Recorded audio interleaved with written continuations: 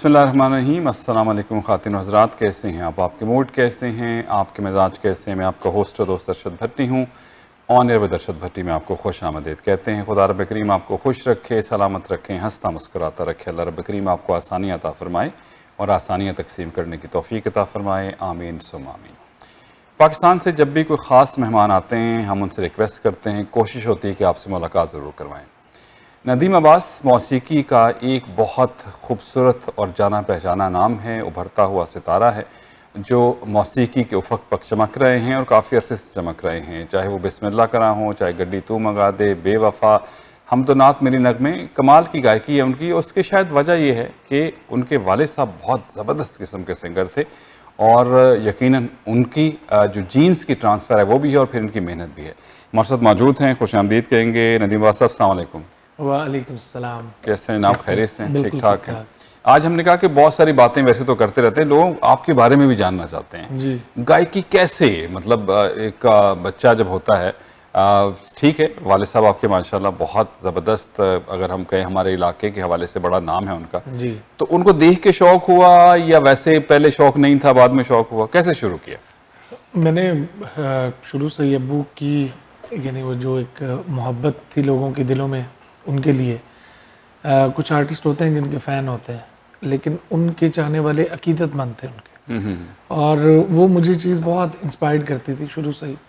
मुझे ऐसे मेरे दिल में ख्वाहिश थी कि जिस तरह मेरे अब्बू से लोग मोहब्बत करते हैं और उनकी इज़्ज़त करते हैं उनके फ़न की वजह से, तो मैं भी वही उन्हीं फुटस्टेप्स पे चलूँ। और सही, मतलब उनको आपने आइडियल बनाया शुरू से ही? मेरे आइडियल, मेरे हीरो शुरू से वही थे। सही है। और उन्हीं को मैंने देखा गायकी के अंग में भी और यानी शख्सियत के हवाले से मैंने बहुत कुछ, मतलब एज ए बाप हर कोई सीखता है अपने बाप से, लेकिन मेरा इश्क था उनके साथ। सही है। और अभी भी उनकी चीज़ें मैं जब सुनता हूँ तो है। एज लिसनर भी सुनता हूँ और मैं उस लिहाज से भी सुनता हूँ कि ये कैसे किया उन्होंने। तो बाकायदा तरबियत भी ली उनसे आपने? जी बिल्कुल। मेरी इनिशियली जो म्यूज़िक की तालीम है डेफिनेटली वो खुद माशाल्लाह एक बहुत ही एक मंजे हुए आर्टिस्ट थे और एक बहुत ही कमाल उनका अंदाज था जो कि बहुत यूनिक है। मैंने उन जैसी आवाज़ नहीं सुनी अपने पंजाब में। हाँ, डिफरेंट आवाज़ उनकी, इसमें कुछ शक नहीं। उन जैसा पढ़ा लिखा फोक जिसे कह लें, जो क्लासिकल म्यूज़िक में गूंदा हुआ, यानी जिसकी जस्टिफिकेशन मौजूद थी उनके पास। सही।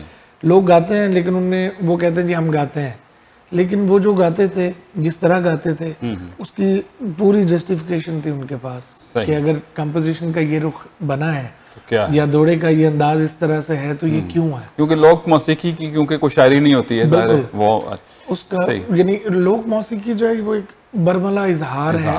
सही है। जिसमें लिहाज नहीं होता, यानी जो बात दिल में है वो जो दिल में है, अच्छी है, बुरी है, मोहब्बत है, शिकवा है, वो चीख चीख के पूरी मनादी करके वो बताया जाता है। और फिर उसमें सबसे इंपॉर्टेंट बात यह है जो उसमें बहुत सारी चीज़ें मिक्स कर सकते हैं, दौड़े भी आ जाते हैं, हर चीज़ उसमें जो है आप शामिल कर सकते हैं अपनी मर्जी से और मौका महल के हवाले से। लेकिन उसके लिए तो अब्बू से यानी इनिशियली मैंने उनसे बहुत सीखा। सही। और आखिर दम तक उनसे सीखा। उनके साथ भी गाया बहुत? हाँ जी, हम इकट्ठे, हमारी इकट्ठे गाते हुए परफॉर्मेंसेस बहुत कम है। हाँ बिल्कुल। लेकिन हमारे मुर्शिदों का जो उर्स होता था सालाना, अच्छा, उस पे हम लोग इकट्ठे गाते थे।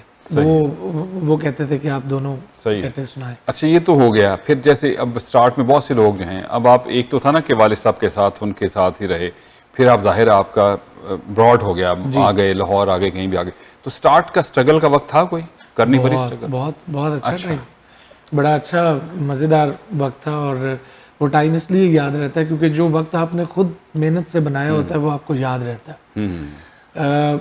रिश्तेदारी की वजह से या एक बड़े नाम की वजह से लोगों का एक प्यार और तरह का होता है, लेकिन जब फ़न की बात होती है, जब स्टेज पे परफॉर्मेंस की बात होती है, तो वहाँ लोग परफॉर्मेंस को ज़्यादा। और फिर एक इम्तिहान भी होता है कि एक बड़े नाम के साथ आपका नाम जोड़ा, मतलब एक बहुत अच्छा, एक होता है मशहूर हो जाना। अब्बू का प्रॉब्लम मेरे लिए ये बना कि वो सिर्फ मशहूर नहीं थे, उनका गाना जो है ना वो ऐसा खतरनाक था कि उसको चेज करना और वहां से शुरू करना जहां वो उस वक्त थे, वो तो एक 50 साल। आपको उनका कौन सा गाना पसंद है? एक तो टिकटा दो वाला हाई है, लेकिन काफ़ी भी उनकी बहुत अच्छी, काफ़ी उन्होंने बहुत ज़बरदस्त गाई है। मैंने बहुत ही रिफाइंड काफ़ी सुनी है अपने वालिद से। अच्छा। मतलब जो जिसे काफ़ी कहते हैं, हाँ हाँ। यानी आरफाना कलाम का जो स्पेशली जो हमारे पंजाबी और जो सराइकी में, सराइकी क्योंकि इसलिए ऐड ऑन होता है उसमें क्योंकि सराइकी में काफ़ियाँ लिखी बहुत गई हैं। ख्वाजा गुलाम फरीद का कलाम है उसमें, और यानी जितने हमारे सराइकी के जो लिखने वाले थे, बिल्कुल सही है।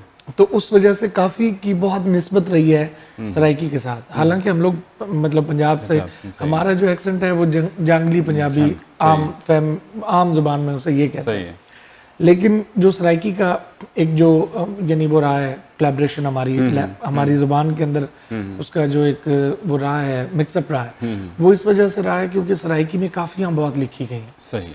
और वो खान साहब ने गाई बहुत ही मज़े से और बड़ी मोहब्बत से उन्होंने गाई। बिल्कुल ठीक।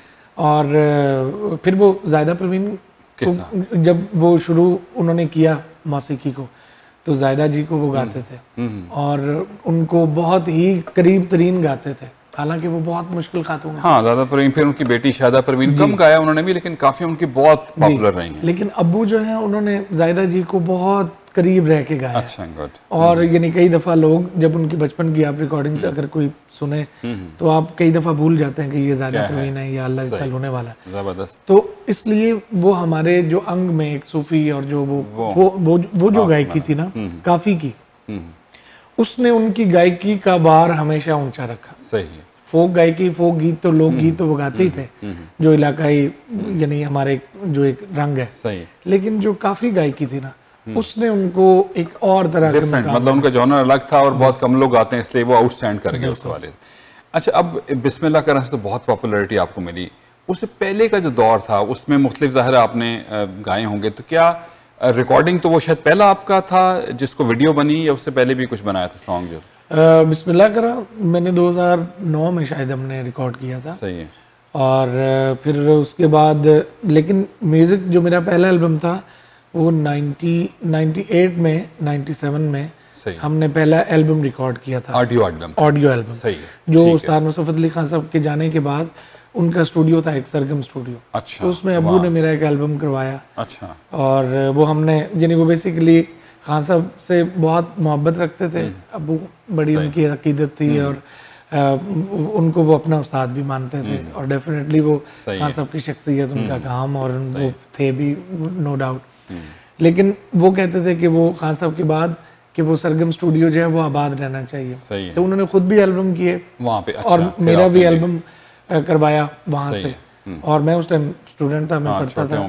तो वो यानी वो मेरा पहला एल्बम था। 99 के 98 में हमने पहला वीडियो किया था और ये स्ट्रगल तब से चल रही थी। तो वो 2009 तक आते आते इतना टाइम लगा, लेकिन उस वक्त तक नहीं थी वो, कोशिश ही थी, चलते जा रहे थे। उसके बिटवीन हम फोक म्यूजिक कर रहे थे। अच्छा, हमारे एल्बम। तो आपने उससे पहले मतलब फंक्शंस में, कॉन्सर्ट्स में जाना मैं तो यानी गा रहा था तब शुरू से, जब मैं 97 98 में मैंने रिकॉर्ड, मेरी टोटल एज 7 साल थी जब मैंने पीटीवी पे पहली दफा परफॉर्म किया। अच्छा, सही। और वो अब्बू के लोकगीत था, रमजान केड़े वेले।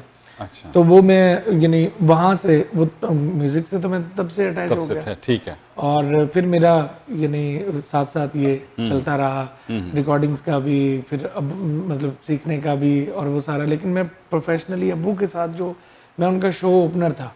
अच्छा, आप शुरू करते थे? उनके जहाँ भी शोज होते थे तो मैंने वो शो ओपन करना होता था। सही है। तो वो लोगों के लिए एक बड़ी अट्रैक्शन भी थी कि जी उनका बेटा है और वो गाता है। और वो मैं पहले यानी अच्छा खासा गाता था। सही है। उनसे पहले। अच्छा। तो हमारी वो 4-5 घंटे का पूरा शो यानी 3-4 घंटे वो गाते थे, कोई 1-1.5 घंटा मैं गाता था उस वक्त। तो हमारा एक बड़ा अच्छा यानी, और मैं गा चुका था उस टाइम। रिकॉर्डिंग स्टूडियो में मैं बाद में आया। बाद में? अच्छा, ठीक है। लेकिन मैं पंजाब में और ऑलमोस्ट पाकिस्तान में हर स्टेज गा चुके। और अभी तो आपने अपना स्टूडियो भी बनाया है ना वहाँ पे? जी, मेरा बहुत अरसे से अपना स्टूडियो। अच्छा, अब आप जो हैं खूबसूरत भी हैं, जवान भी हैं, पैसा भी है आपके पास, तो ये एक बड़ा नेचुरल सी बात हो जाती है, attraction on the other side ख़वातीन के हवाले से। वो तो ये मामलात आपके मतलब बहुत ज़्यादा देखे तो नहीं है, लेकिन ऐसा हो नहीं सकता कि ना हुआ हो ऐसा मामला? जी, हर जिंदा आँख को देखने का हक होता है और हर खूबसूरत जो शख्सियत होती है लोगों को भी उसको देखने का हक होता है। सही है। क्योंकि अगर किसी अच्छी शक्ल के अंदर वो एक अब्बास ताबिश साहब का एक शेर मुझे बड़ा अच्छा लगता है कि ज़िंदगी भर चाहे जाने की अजियत से गुज़र, जिंदगी भर चाहे जाने की अजियत से गुज़र, पैदा करने वाले ने तुझको हंसी पैदा किया है। सही। तो जब आपको खुदा ने ये इसका नुकसान है तो क्या मतलब जाहिर है अभी शादी तो मैं ख्याल अभी आपकी ज़्यादा अरसा नहीं हुआ, जी पहले हुई, तो फिर पहली मोहब्बत किस उम्र में फिर आपने की? ये आर्टिस्ट आपको पता है बोर्न आर्टिस्ट, 8 साल में आर्टिस्ट तो बोर्न आर्टिस्ट होता है। अच्छा, मैंने कहा नहीं बोर्न आर्टिस्ट तो है, लेकिन जाहिर है ये तो वो आशिक भी बोर्न ही होता है, बोर्न ही है। मैंने कहा आपने कहा आर्टिस्ट, मैंने कहा शायद 8 साल की उम्र में कह रहे हैं आप। नहीं मतलब पहली मोहब्बत जो है ना, ये हमारी ये तो अब कॉमन एक चीज़ है, आपको भी पता होगा इस चीज़ का कि अगर आप स्कूल में पढ़ते हैं तो आपको अपनी टीचर अच्छी लगती हैं, फिर वो कोई और मतलब एक बच्चे की होती है ना फीलिंग कि वो एक घर से निकलता है तो बाहर जाके देखता है, फिर वो और टीचर के अंदर माँ वाली शफकत भी होती है, वो मोहब्बत भी होती है, लेकिन वो माँ नहीं होती। चले आपने ये नहीं कहा कि मुझे अपने फन से सबसे पहली मोहब्बत है, ये बढ़ना ये वो फन टिपिकल जवाब यही होता है कि बाद में फन से बाद जब फन इस काबिल हुआ कि उससे मोहब्बत की जाए। तो अभी जाहिर है आप खवातीन के गर्ल्स कॉलेजेस में भी कॉन्सर्ट्स वगैरह करते होंगे, जाते होंगे, जाहिर है, तो फिर वहाँ का एक्सपीरियंस जो आप बाकी से तो बिल्कुल डिफरेंट होता है, वो किस तरह खवातीन होती हैं वहाँ? हाँ जी, नहीं वो बहुत अच्छे रहे एक्सपीरियंस, और हमने बहुत सारे कॉलेज, अभी पिछले दिनों शायद लास्ट ईयर हमने पूरी कैंपेन की थी, कॉलेजेस यूनिवर्सिटीज़ के शोज थे। अच्छा, आपकी फैमिली में और भी आपके भाई भी को मौसीकी से उनका शगफ है? म्यूजिक से वाबस्ता ऐसे प्रोफेशनल वैसे नहीं है, ठीक है। जो मुझसे बड़े हैं वसीम अब्बास, वो लंदन में उनका बिजनेस है, वो वहीं होते हैं, वो अच्छे कंपोजर थे। अच्छा। और हमारा रियाज भी इकट्ठे शुरू हुआ था, लेकिन बस वो इस हद तक रहा, उसके बाद लेकिन वो यानी उन्होंने प्रोफेशन नहीं बनाया इसको, गाना क्लासिकल म्यूजिक वो जानते हैं, सही है, कंपोजिशन बहुत अच्छी बनाते हैं। तो ज़हीर भाई हैं बड़े भाई जो है, उनको थोड़ा बहुत शौक लगा, लेकिन बहुत लेट लगा। हम वो रेडियो में काफी अर्सा रहे, लेकिन अपने उन्होंने वहाँ से छोड़ दिया शायद, वहाँ से चले। अच्छा, कवाली का बहुत रुझान हो गया है, मतलब था तो पहले, लेकिन वो कवाली और ये कवाली बड़ी कमर्शलाइज कवाली हो गई है जी। तो क्या वजह, मतलब पैसों की वजह से लोग इस तरफ गुलकार आ गए हैं? मतलब सब लोग तो कवाली मतलब कर भी नहीं सकते ना, सब लोग तो ये हर एक के बस का काम नहीं है जी, क्योंकि बड़ा लंबा खींचना होता है, इसमें बहुत सारी चीजें आती हैं, लाइव सिंगिंग मुश्किल होती है, और कवाली का ये है कि वो ट्रैक पे हो नहीं सकती। हाँ बिल्कुल, वो लाइव ही करना है, और कोई तरीका भी नहीं है, और उसके लिए आपको आपका इल्म होना और आपको यादाश्त और बहुत सारी चीजें हैं, कापियों के बगैर भी पढ़ना पड़ता है बहुत कुछ। बिल्कुल ऐसे ही है। कवाली असल में तो कॉल से निकला है, तो जिसे कॉल याद है वही इसको बढ़ा सकता है, इसको कम कर सकता है। तो कवाली की जो इसका सारा क्रेडिट तो जाता है, जो इसकी पॉपुलैरिटी है इंटरनेशनली, उस्ताद नुसरत फतेह अली खान साहब को, कि उन्होंने जिस तरह से इसका प्रचार किया, वरना पहले तो दरबारों की हद तक महदूद थी, बिल्कुल उस पे लोग सूफिया के सिलसिलों तक ये महदूद थी, लेकिन जो वहाँ से ये इसको एक इंटरनेशनली लेके आए वो उस्ताद नुसरत फतेह अली खान साहब। एक तो उनका जब कोलैबोरेशन हुआ, उसके बाद चीजें वर्ल्ड वाइड फिर ये पॉपुलर होती गई, और फिर इस तरह से पॉपुलर हुई। अच्छा, मुझे अगर मैं म्यूजिक की असनाफ को देखूं तो उसमें मुझे कवाली इसलिए वो यानी वो एक बड़ा फ्री स्टाइल सा एक अंदाज है, उसमें पूरी मौसीकियत है, उसमें हर वो चीज़ जो एक किसी भी इंटेलेक्चुअल को, किसी भी दिल वाले को, आम फैम को, यानी आप उसमें ये देखें कि उसमें पूरा कंप्लीट पैकेज मिल जाता है। आपने गज़ल सुननी है वो कवाली में मर्ज होकर मिल जाती है, आपने क्लासिकल म्यूजिक सुनना है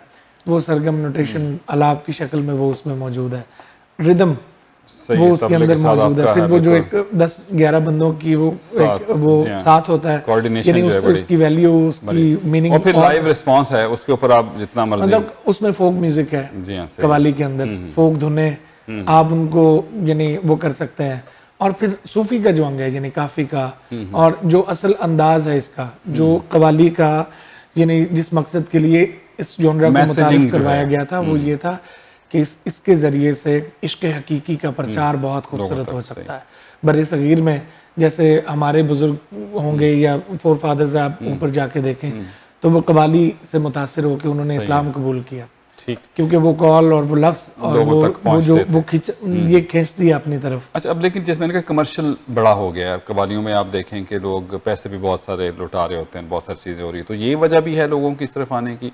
जी, ये ज़्यादा क्योंकि आजकल हम देखते हैं कि हर जो दूसरा बंदा जो है वो कव्वाली कर रहा है, मतलब कॉन्सर्ट से, मेरे ख्याल कॉन्सर्ट से कव्वाली में ज़्यादा पैसे जो है, एक तो मतलब ज़ाहिर एक फ़ी होती है एक आर्टिस्ट की, नहीं वो नज़र ज़्यादा आते हैं उस वक्त, लेकिन अगर आप उसको काउंट कर लें तो वो एक ही बात है, क्योंकि अक्सर जो परफॉर्मर होते हैं जो आजकल नए कव्वाली में आ रहे हैं, कॉन्सर्ट जितनी फीस चार्ज नहीं कर रहे होंगे, तो वो जो स्टेज मनी है वो वही उससे वो अपने कॉन्सर्ट वाले पैसे रिकवर कर लेते हैं और फिर कहते हैं हमने इसे डिस्ट्रीब्यूट भी करना है, हमारे साथ 12 बंदे हैं। तो हालांकि वो मेहनत का काम है, वो ज्यादा सही है। तो कॉन्सर्ट और जो यानी क्योंकि अब वेडिंग का मेरे ख्याल एक लाजमी हिस्सा सा बन गया है कव्वाली तकरीबन, लेकिन बहुत मुझे तो बहुत अच्छा लगता है ये, सही खुशी का इजहार है ना, वो नहीं वो इसलिए मुझे अच्छा लगता है कि हमारी वेडिंग के अंदर भी यानी खुदा की हमद से शुरू होता है काम, कव्वाली से जब वो करते हैं, हालांकि ये पहले ट्रेंड नहीं था, नहीं बिल्कुल भी नहीं था, अभी 2-4-5 साल तो से शुरू ये एक अच्छी चीज़ है कि यंगस्टर्स भी और जो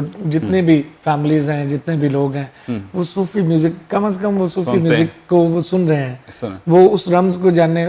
फॉर एग्जाम्पल जैसे सांसों की माला, सिमरू में पी का नाम, ये एक बड़ी आम फहम कव्वाली हर महफिल में गाई जाती है, तो उसमें ये है कि वो सांसों की माला का लोगों को पता चल गया है, सिमरू में पी का नाम, यानी ये एक माला होती है सांसों की, जिससे आप अपने पी को जैसे तस्वीर की तरह याद करते हैं, तो कम से कम वो कॉन्सेप्ट जो है सूफी, वो हमारे यंगस्टर्स तक, हमारे लोगों तक, उनकी खुशियों में कुछ लोग कहते हैं कि ये अच्छी बात है, लेकिन कुछ लोग कहते हैं कि शादियों में जो है एक नई खवातीन और मर्दों के लिए एक आर्टिकल एक और आ गया, उसमें आपने अलग से कपड़े बनाने हैं, कव्वाली के अलग से कपड़े बन रहे हैं, मेहंदी के अलग से कपड़े बन रहे हैं, तो अच्छा है ना, फायदा हो गया किसका, ड्रेस डिजाइनर्स को। अच्छा, एक और ट्रेंड चल रहा था, पहले कॉन्सर्ट काफी होते थे, फिर कुछ मसले मसाइल रहे, कोविड तो खैर नहीं इतना रहा, लेकिन वैसे मुआशी मसाइल रहते हैं, तो फिर लोग मिली नगमों की तरफ देखा हमने, बहुत से आ गए, हम तो नात की तरफ आ गए, रिलीजियस बहुत ज्यादा लोगों ने जो है वो करना शुरू कर दिया। हमारे यहाँ ये भी लोग इसको भी कंसिडर करते हैं कि हलाल मौसीकी कौन सी होती है, मौसीकी में हलाल हराम भी है, वो कव्वाली को जरा तो समझते हैं कि ये जरा हलाल मोर नियर टू रिलीजन है, ये सूफी है, रिलीजन है, क्योंकि आप जितने मज़ाहिब देखें ना, उनके अंदर मौसीकी जो है, मतलब चर्च के अंदर आपको हारमोनियम कीबोर्ड मिलता है, अच्छा गुरुद्वारे के अंदर रिदम के बगैर तो कोई चीज है तबला हारमोनियम, यानी जितनी इबादत गाहें आपको जो मंदिर है उनके अंदर म्यूजिक इंस्ट्रूमेंट्स होते हैं, तो पाकिस्तान में या हमारे जो मुस्लिम कम्युनिटी है उसमें थोड़ा सा कॉन्सेप्ट जो है वो, क्योंकि हमारे मसाजिद में या इन जगहों पे तो म्यूजिकल इंस्ट्रूमेंट्स नहीं होते, तो कव्वाली जो है वो एक सूफी की वजह से इसको वो कवर मौजूद है इसके ऊपर कि ये एक रिलीजियस, ये खुदा का प्रचार है, इसके अंदर नबी पाक की नात है, मन का पता आ जाती है, इसमें बहुत सारी चीजें आ जाती हैं, इसमें तो धमाल इस कवर की वजह से लोग इसको यानी थोड़ा सा अंदर से सेटिस्फेक्शन के लिए सेटिस्फाइड होकर सुन लेते हैं कि ये मौसीकी ऐसी है कि जिसमें अल्लाह का भी जिक्र है, पाक रसूल का भी है, और इसमें मनकबत भी है, और सूफी मतलब सूफिया का कलाम भी आपको सुनने को मिल जाता है। अच्छा, इस पर डिबेट हो सकती है ना कि मौसीकी जो है इस्लाम के हवाले से हम डिस्कस करें तो वो तो उसमें बहुत सारी चीज़ें निकल आएंगी, वो तो उसमें हम बात नहीं करते, क्योंकि हर एक करेंगे क्योंकि बहुत से लोग हैं एक जो हम फॉलो करें कोड ऑफ जो है हमारा, तो उसमें तो बहुत सारी चीज़ें जो हैं वो इसमें शामिल नहीं हो सकती। अच्छा, अब म्यूज़िक वीडियो का रुझान जो है वो कम हो गया है, मतलब मैं देखता हूँ कि बहुत पहले हर आर्टिस्ट वीडियो बनाता था, अब ज़्यादातर क्या होता है कि OST में कहीं जो ड्रामों के साउंड ट्रैक में तो कहीं आ गया, ये क्यों कम हो गया, मतलब क्या इस पे पैसे ज़्यादा लग रहे हैं या वो चीज़ सोशल मीडिया ने चेंज कर दिया चीज़ों को? असल में जो रियलिटी बेस्ड कुछ ऐसी चीज़ें जिसे कहते हैं ना यूनिवर्सल ट्रुथ, जो कुछ चीज़ें ऐसी होती हैं कि जो रह जाती हैं, यानी हकीकत की तरफ लोग जो है वो फिर आ जाते हैं at the end of day. आप सुन लें अभी भी या पिछले म्यूजिक ट्रैक्स सुन लें, जो ऑडियो है उसी की लाइफ है, वही चलता है। एक वीडियो लोग कितनी दफा देखते हैं, हाँ बिल्कुल सही है, लेकिन ऑडियो लाखों दफा आंख बंद करके आप सुन सकते हैं ना, और ये आपके फेवर में इसलिए है क्योंकि आप रेडियो करते हैं। हाँ नहीं, हम तो देखते हैं। अच्छा, ये भी एक नया, अब देखें मैं जब अपने ज़माने की बात करता हूँ, मतलब आज से 20-30 साल पुरानी बात करता हूँ, वो नगमे अभी तक पॉपुलर हैं और तमाम लोग सुनते हैं, वो सदाबहार नगमे। उसके बाद जो नगमे आए, चाहे हमारी सब कॉन्टिनेंट के आए, वो उनको वो पजीराई या वो पॉपुलर नहीं इतने हो सके, कुछ मतलब हर आर्टिस्ट के भी चंद नगमे हैं जो बहुत बहुत पॉपुलर हैं, अदरवाइज पता नहीं कितने गाए होंगे। तो ये भी तो एक मसला है ना कि शॉर्ट टर्म लोगों के लिए हो गया। जो पुरानी चीजें या तो उनका मौसीकी ऐसी थी, उनकी शायरी ऐसी थी कि वो दिल तक असर करती थी, लेकिन एक ये भी चीज है कि एज का फैक्टर भी है। मुझसे जो बच्चे होंगे वो उनके लिए ये चीज कुछ अहमियत नहीं रखती होगी। वीडियो जो है ना भट्टी साहब, उसका एक थोड़ा सा डिफरेंट कॉन्सेप्ट है।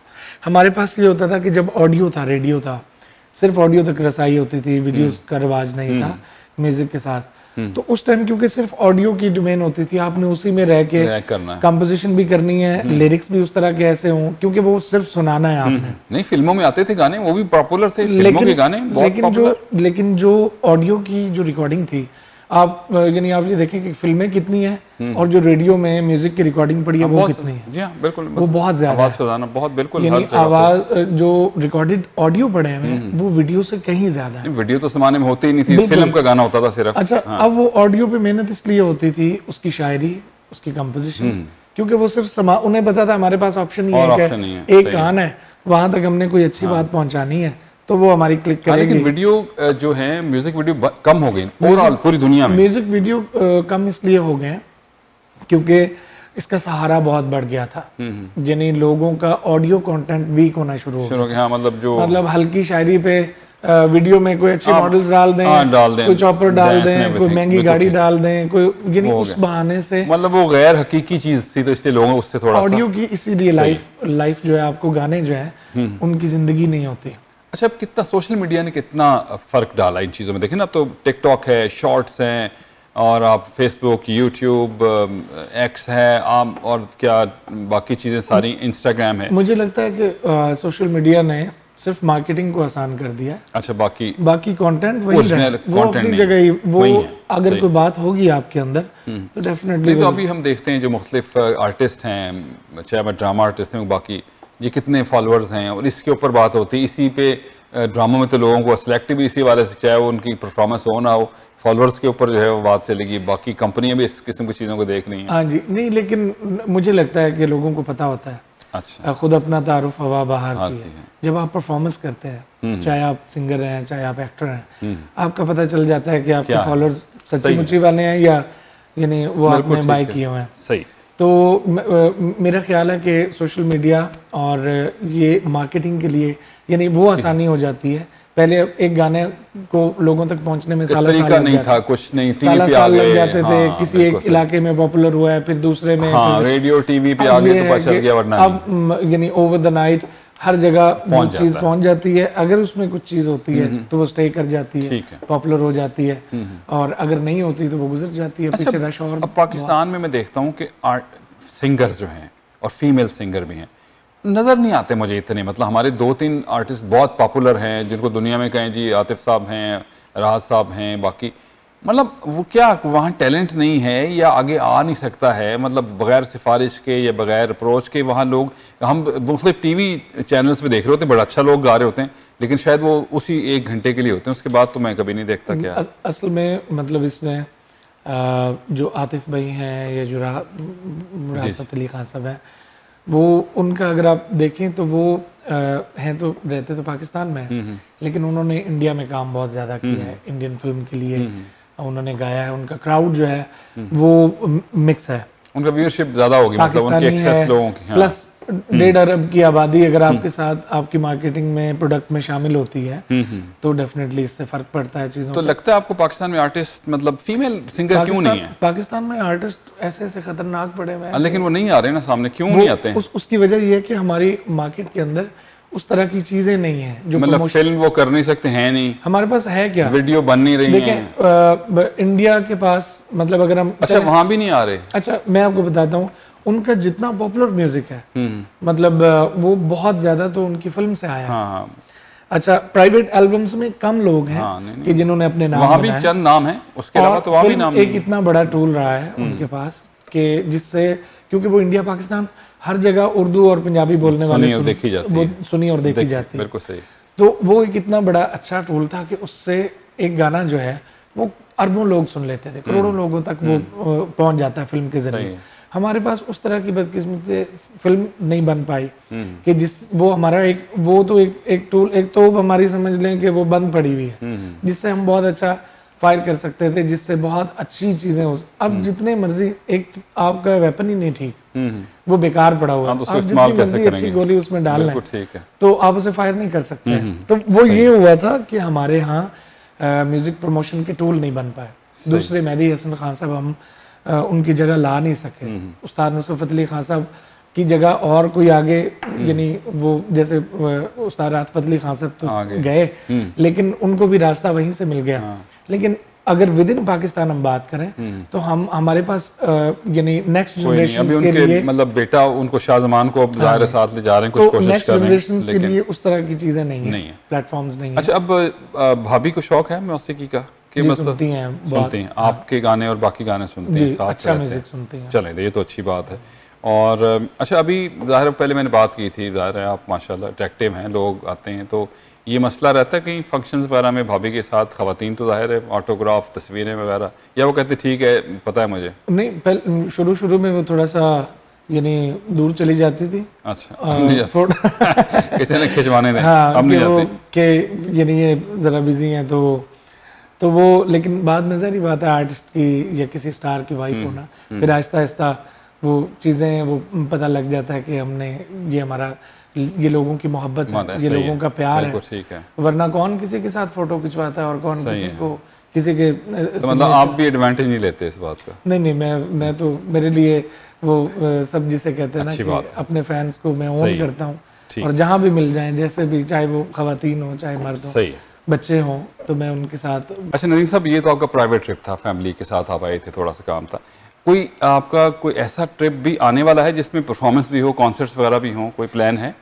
जी, हम लोग अगस्त और सितंबर का, अच्छा, वेरी गुड, हमारा वो वाला ट्रिप जो है, अच्छा, उसमें परफॉर्म भी करेंगे इंशाल्लाह अपने लोगों के लिए।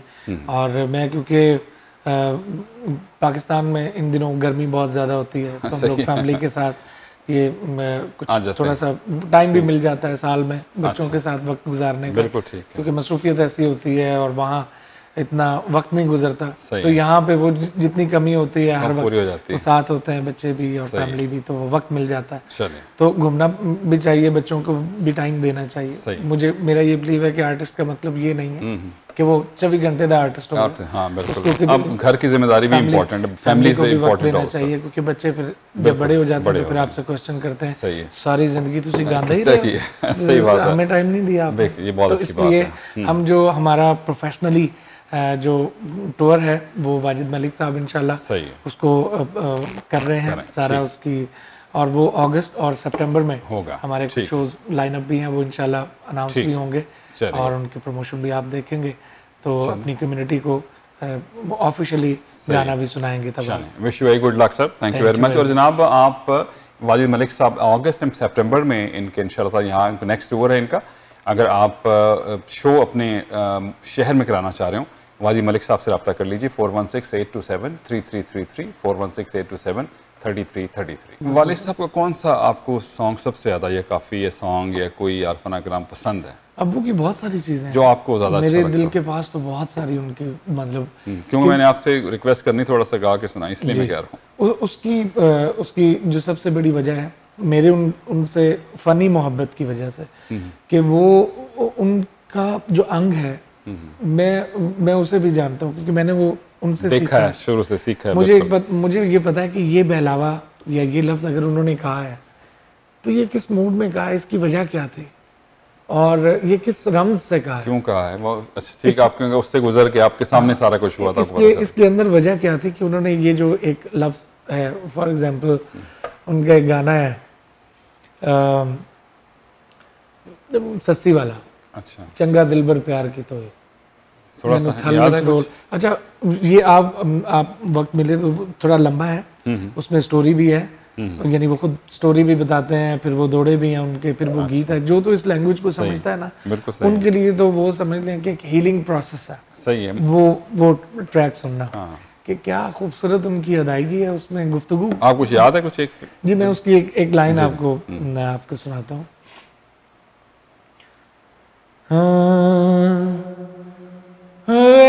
चंगा भर प्यार कितोए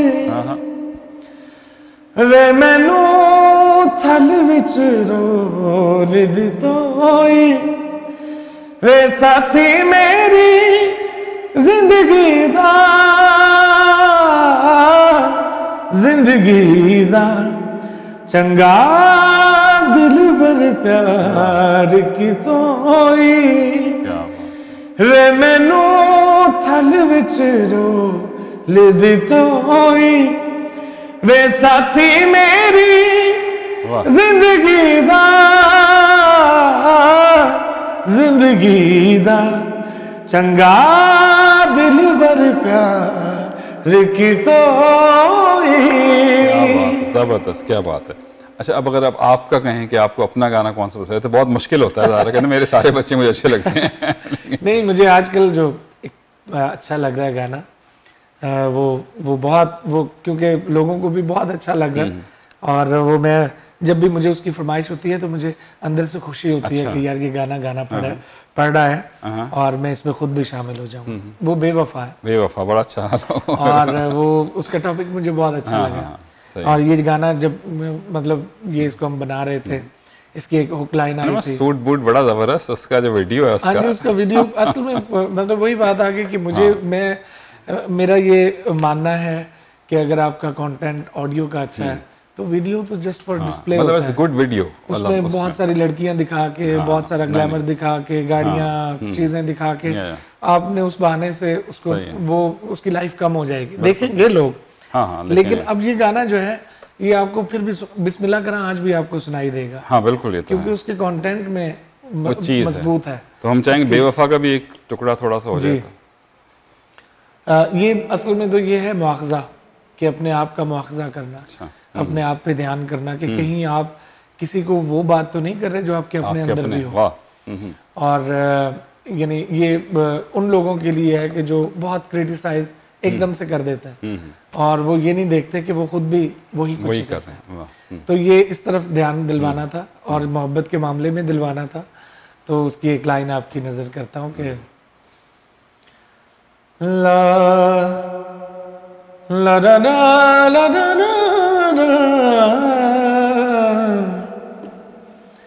जे मैं एक खतावा ते तू किए जे मैं एक खतावा ते तू किए जे मैं बेवफा ते तू किए जे मैं बेवफा हाथ तू किए जे मैं एक सजावात तू किए जे मैं एक सजावात तू किए जे मैं बेवफा तू किए जे मैं बेवफा हाथ तू किए। जबरदस्त, यहाँ जबरदस्त। आपसे बात करते हुए जितना भी वक्त हो मेरे ख्याल कम पड़ जाता है, लेकिन बहरहाल एक वक्त मुय्यन होता है, उसमें बात करनी होती है। थैंक यू वेरी मच, शुक्रिया आपका। और हमें उम्मीद है कि इसी तरह से आपका विजिट कनाडा में होता रहेगा, हम आपसे बात करते रहेंगे। रेडियो करने वालों का सबसे बड़ा ये मौजज़ा होता है कि जब वो अपनी मीठी मीठी बातों से अपने गेस्ट को उलझाते हैं तो वक्त का पता नहीं चलता। वक्त तो वक्त है। और आपकी गुफ्तगू और आपका जो अंदाज है वो माशाल्लाह बहुत मीठा है। अल्लाह ताला आपको ज़िंदगी सेहत दे और इसी तरह से आप पाकिस्तान की इज्जत जिस तरह से यहाँ बढ़ा रहे हैं, खुदा आपको और हिम्मत देता रहे। और आप जैसे लोग, वाजिद भाई हैं, शेख साहब हैं और इस तरह की और बहुत सी शख्सियात वो हैं कि जिन पे पाकिस्तान को फ़ख्र होता है। हमारा परचम जो है वो और इज्जत महसूस करता है कि हम इन हाथों में, आप उस परचम को बुलंद करने में अपना बड़ा किरदार अदा कर रहे हैं, जिनका बहुत कंट्रीब्यूशन है कि यहाँ पे रह के आप पाकिस्तान का एक अच्छा इमेज आपने बरकरार रखा हुआ है और कम्युनिटी में और लोगों में और बाकी कम्युनिटीज़ के साथ आपका जो इंटरेक्शन है बीइंग पाकिस्तानी, मैं उसको बहुत अप्रिशिएट करता हूँ। और अल्लाह ताला आप सब लोगों को सलामत रखे। थैंक यू वेरी मच, बहुत शुक्रिया आपका, बहुत अच्छा लगा। उम्मीद है फिर मुलाकात आपसे होगी। Thank you very much. जनाब नदीम अब्बास साहब, नदीम अब्बास लूने वाला हमारे साथ मौजूद थे। बहुत खूबसूरत गुफ्तगू करते हैं, बहुत अच्छा गाते हैं और चंद नाम हैं मौसीकी के, सीखे हुए लोग हैं, उस्ताद लोग हैं और इसी तरह से मुल्क की खिदमत भी कर रहे हैं, मौसीकी की खिदमत भी कर रहे हैं। और हमें उम्मीद है कि इसी तरह से इनका ये सफ़र भी जारी रहेगा और हम सब इनके खूबसूरत गाने जो हैं वो सुनते हुए रहेंगे। और कहते हैं ना कि मौसीकी रूह की ग़िज़ा है, और यकीनन मौसीकी, अच्छी मौसीकी जो है वो यकीनन आपकी रूह को बालिदगी बख्शती, अच्छा लगता है, पुरसुकून हो जाते हैं आप। और इंसान को ज़िंदगी में और क्या चाहिए? सुकून ही चाहिए। दुआ में रखिएगा याद, हौसला नहीं हारना, पर हौसला भी को हारने की चीज़ इन ऑलवेज फॉलो योर हार्ट, क्योंकि सब अच्छे की आवाज़ बशर्ते ज़िंदगी। अगले प्रोग्राम में आपसे फिर मुलाकात होगी। स्टूडियो इंजीनियर तला भट्टी और अपने मेज़बान अर्शद भट्टी को दीजिए इजाज़त। अल्लाह हाफ़िज़ और सपुर्द मौला।